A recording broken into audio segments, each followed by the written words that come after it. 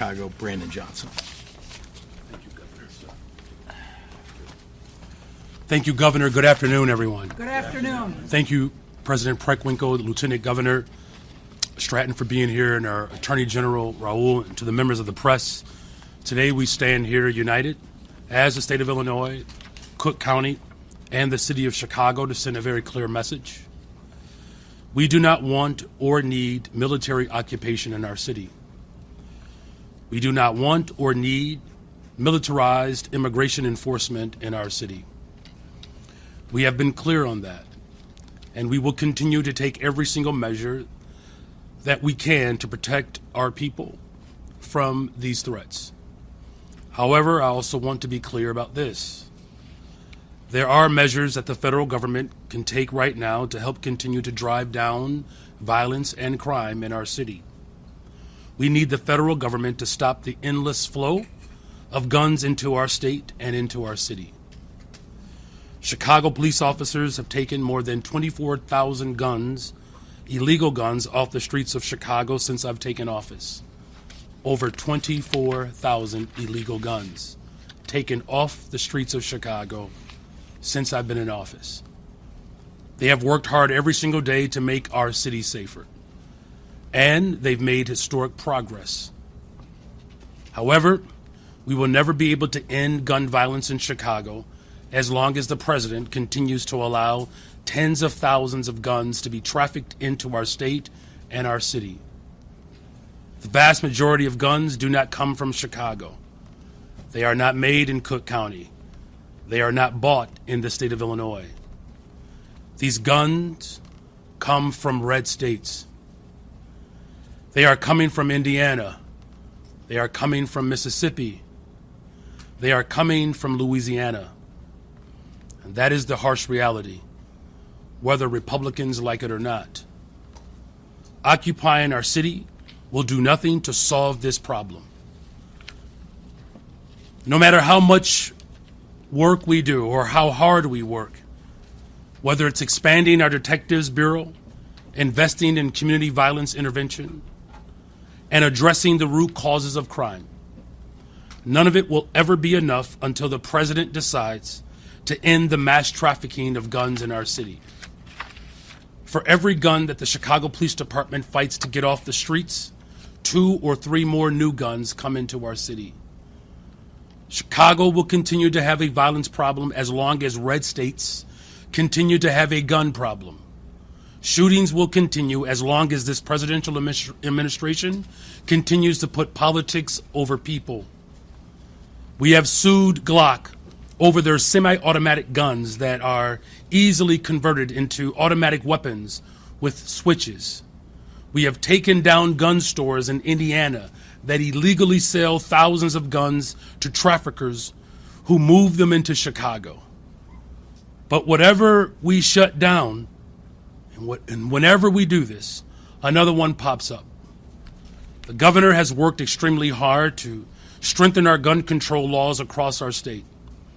And as much as we would like to, we cannot send officers across state lines to stop this problem at the source.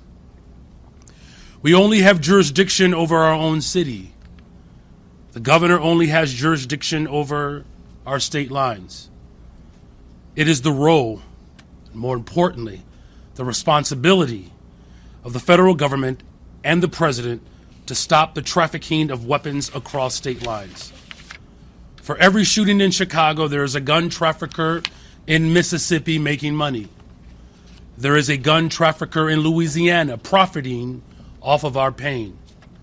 And this is a serious problem that has gone on for far too long, and it requires serious solutions. We wrote a letter to President Biden after a mass shooting in Chicago 2 years ago, asking for more resources to stop gun violence in our city by deploying federal agents to hold these gun traffickers accountable.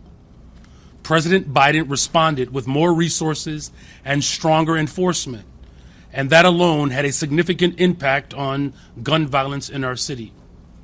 We need President Trump to do the same.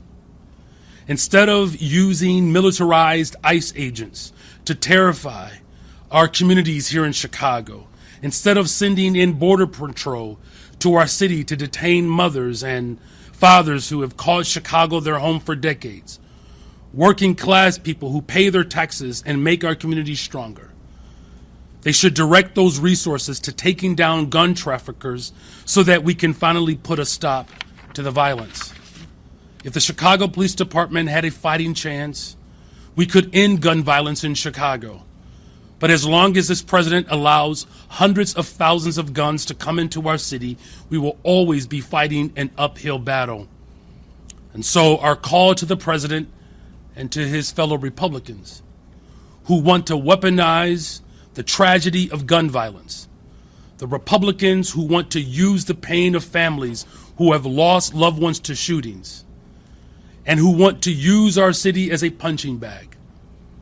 Our response is that they should get their own house in order before they say anything about the city of Chicago.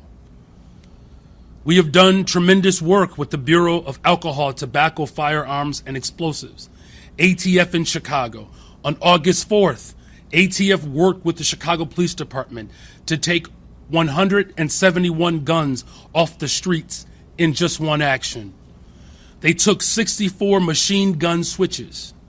These are devices that turn guns into automatic weapons, and they are almost always found on the scene of mass shootings in our city.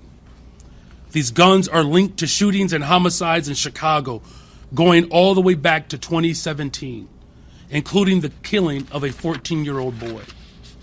So my question is, why did Trump cut $468 million from ATF's budget in his nasty signature bill? Why did he cut funding for the agency responsible for getting guns off our streets by almost 30%? Why did he cut 1,465 positions from an agency that is so critical to reducing gun violence?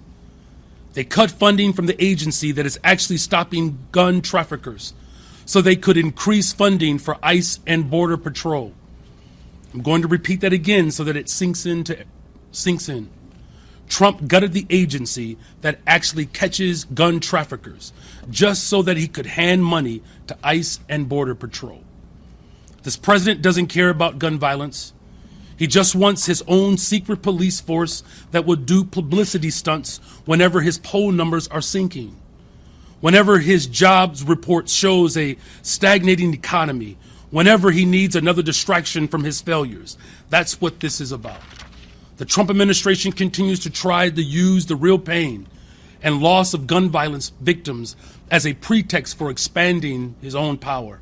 Unfortunately, even some elected officials in our city and state have parroted these lies. But here's the truth.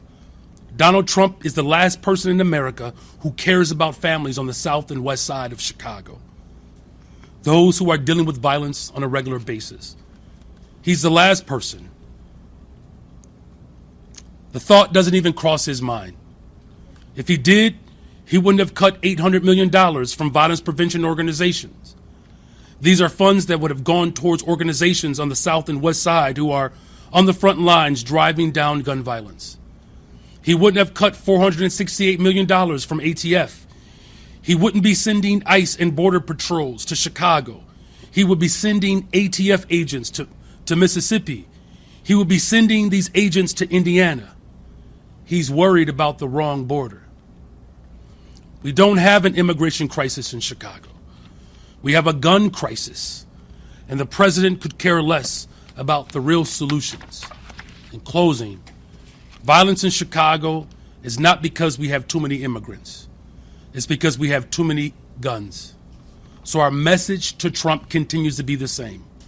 Stop posting truth socials. Stop making statements. Stop threatening to send troops or ICE. Stop defunding our communities. Just do your job and end the trafficking of guns into our city. And thank you. With that,